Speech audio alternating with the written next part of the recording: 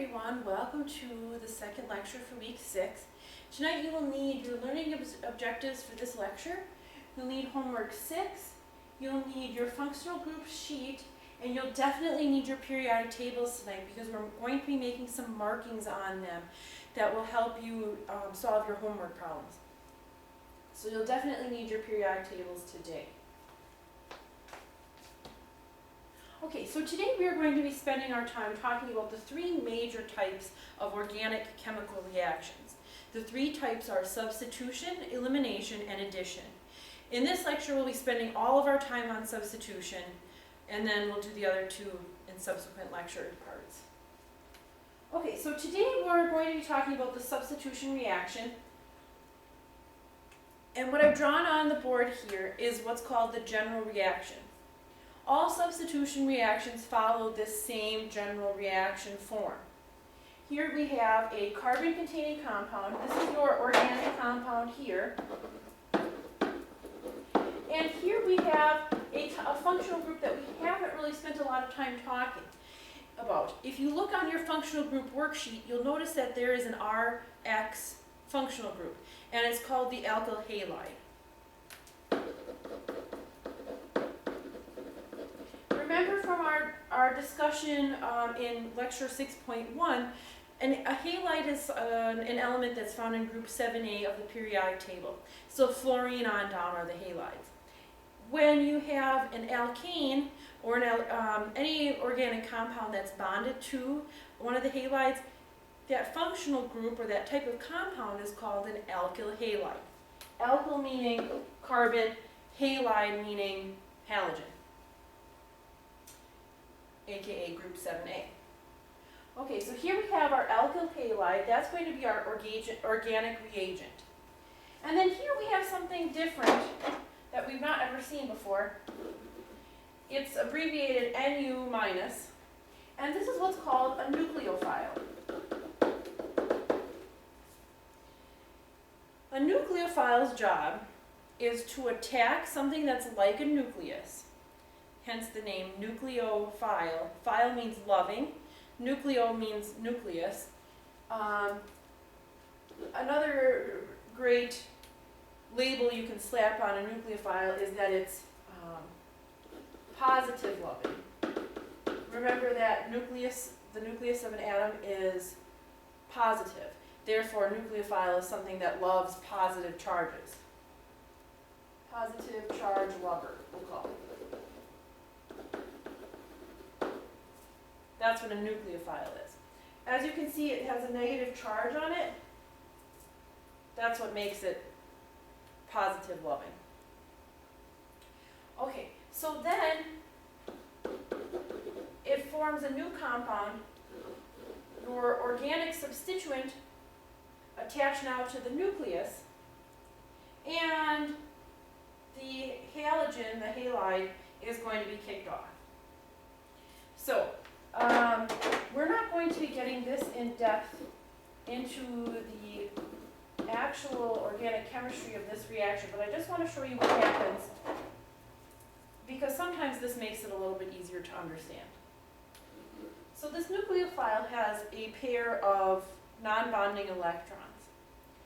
These electrons are going to attack the carbon that's attached to the halide, or the halogen, I should say. Now, it's going to form a bond here between these non-bonding electrons of the nucleophile and this carbon. When it does that, the carbon actually is in an intermediate stage and it has 5 bonds. Remember, carbon doesn't like 5 bonds, so it's going to kick that X off of the compound. So you're going to form this new compound, your organic substituents with your nucleophile, and because that X left, it took its electrons with it. That's what this means. This arrow here means that those electrons are going away from the R and towards the X only. So this is the end result of your reaction. Okay, this is way more complicated than we need to make it. So let's start breaking this down into understandable parts. Okay, So here's an example of a substitution reaction. Now let's not overcomplicate things. Substitution reaction is exactly that. We're substituting one thing for another. So here is my nucleophile, and here is my alkyl halide. I'm going to substitute my chlorine and my OH for the chlorine. And so we're going to get this alcohol here, and then we're going to produce Cl- as our byproduct. Just a couple of things to note here. Negatively charged nucleophiles are called salts. So anytime you have something here that's negatively charged, we call that a salt. Now remember when we were talking about ionic compounds early in the semester, we were talking about anytime you have an ionically bonded compound, those things are called salts. Well, the reason why we call these salts is because ions do not exist without something to balance the charge. That something to balance the charge is what's called a counter ion. So in this case, if you're reacting OH- with your organic reagent, you don't just have little pieces of OH- floating around. We can't isolate negative charges by themselves. They have to be in with some other positive ions as well, and that's known as the counter ion. So in a solution, you might see something like Na and OH-. They're together in compound form when they're solids. When you're dissolved in solution, remember those things dissociate and break apart. Okay, so if you happen to see, sometimes these reagents will appear as the salt itself and not just the nucleophile portion of the salt, but it will show it along with the counter ion, which means that your product then will really be producing NaCl, another salt. Remember, you're just substituting, so you're just switching. Okay. Another thing to remember about these things is that anything that you have attached to your nucleophile is going to stay attached once the substitution reaction has undergone its course. So here we have an example of our bromopropane, and it's being reacted with this amine here.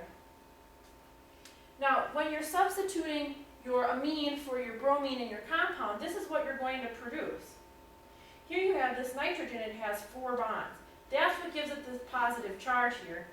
Bromine, when it's kicked off, is negatively charged because it doesn't have any bonds. Net charges must be equal on each side of the reaction. Here I have a net charge of 0. Here I have a net charge also of 0. Plus 1 minus 1 equals 0.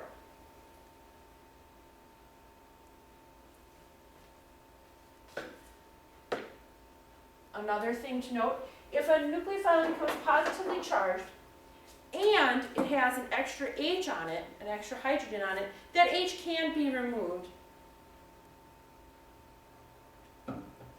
in your reaction. So here's an example of this. I'm reacting with that amine again, or this is actually ammonia here, that's not an amine. Here we have this as our result. And then when this bromine comes back, the bromine can deprotonate this compound or remove one of the H's. So you'll produce this compound here, NH2, and then HBr. That's where the H goes. The H has to go someplace. It can't just float off into solution.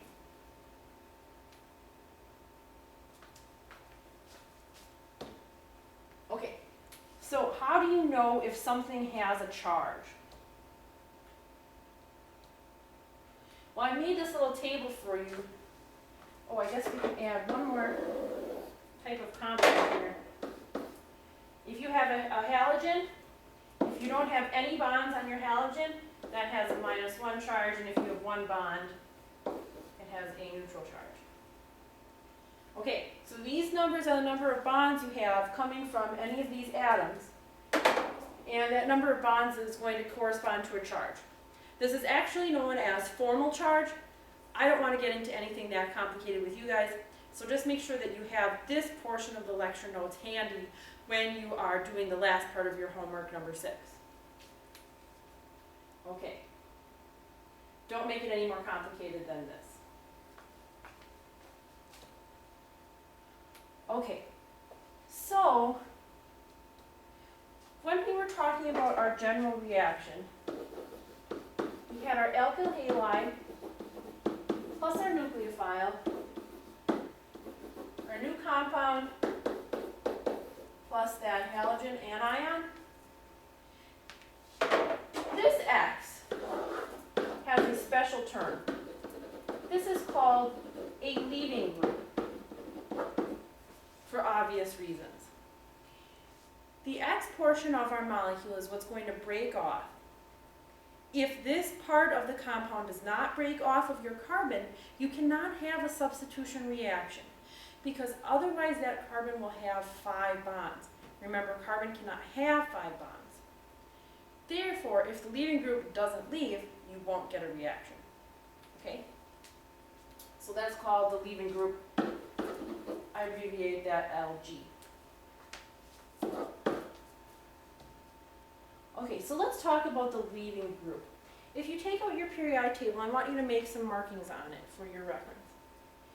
Now, it's important to know how you can compare the abilities of different leaving groups. And it's pretty foolproof. So as you're moving from left to right on your periodic table, your ability as a leaving group is going to increase. Therefore, if you were comparing two different elements in the same row, in the same period on your table, whichever is farthest to the right-hand side of the periodic table is the best leaving group. So here, in a comparison between N, nitrogen, and fluorine, this one is the better leaving group. This has to do with a principle called electronegativity, which is basically the desire of each of the elements to want electrons. Now also, when you move down the periodic table in a group, your leaving ability is also going to increase. So if I was going to compare fluorine to chlorine, this now would be the better leaving group. In other words, whatever is right here in the bottom right-hand corner of your periodic table is going to be the best leaving group you can have. Okay. Let's talk about why this is important. Your reaction will proceed as it's written. In other words, reactant plus reactant yields product. If the better leaving group is the leaving group that's attached to your original compound. Okay, that's a little bit convoluted. Let's do some examples.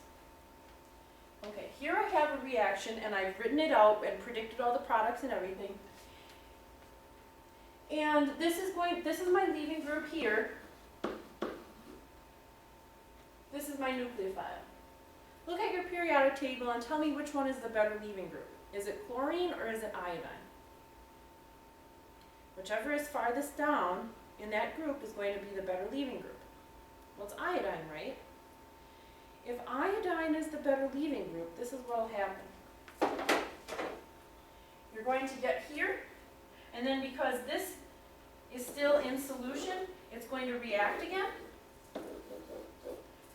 So this is going to be your nucleophile, your leaving group, and you're just going to produce the same product that you started with. This reaction will not proceed as written because iodide is a better leaving group than chlorine. So here your reaction will not proceed as written. Okay, let's do a couple of these examples together. So what I want you to do is predict the products, or you can do it in this way. You can do it where you can figure out which one of the two is the better leaving group first and then predict products. That's okay. So of these two, which is the better leaving group? Well, oxygen, this is my pretend periodic table. Oxygen is right here, and chlorine is right about there. Chlorine is not only farther down on the table, but it's also farther right, which makes the chlorine the better leaving group.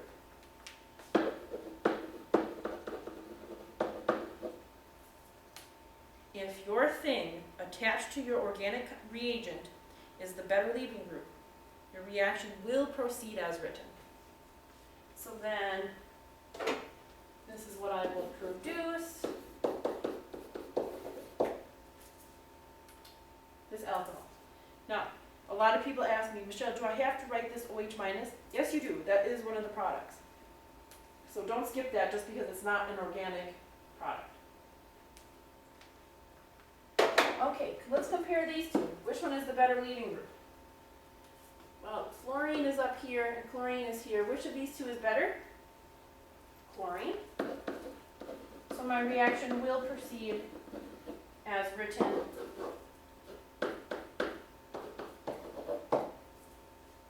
Cl minus.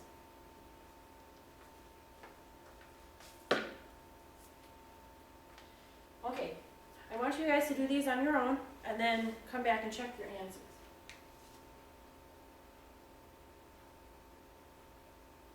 Gotta get my pre-internet table out.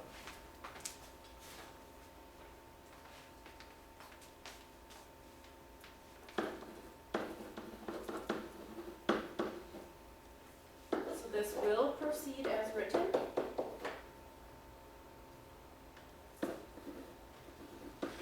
In this case, chlorine is the better leaving group, so that will not proceed.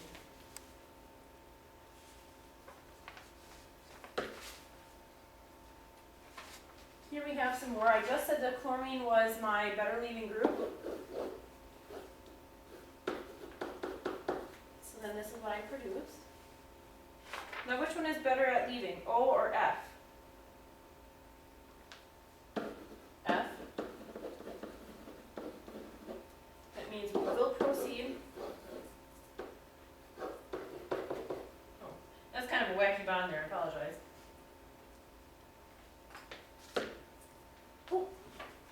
Okay, and now I just want to make a note of some notation that you'll see when you look at your homework. Here I've drawn some the H on what's called the wedge, and the chlorine that's on the dash, or the H is on the dash and the chlorine's on the wedge. When you see these in your homework, you don't have to worry about the stereochemistry for your problems. What I want you to do is to recopy this in this fashion. I just want you to draw regular bonds in the place of the wedges and the dashes. I was having a really hard time swapping out the dashes on my molecule drawing program, and I thought it would just be more expedient if I put it in and told you to just make regular bonds on your own. So you'll have to rewrite these ones that have the dashes and the wedges, and I'm sorry about that. It was just so much easier for me to tell you about it than to go through all the hassle trying to fix it. Okay. So this reaction will proceed as written.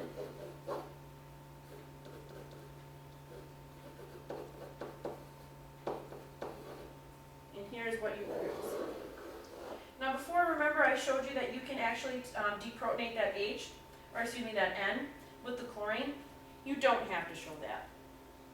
So if you write this, as long as you have that plus charge here, you're okay. Oops.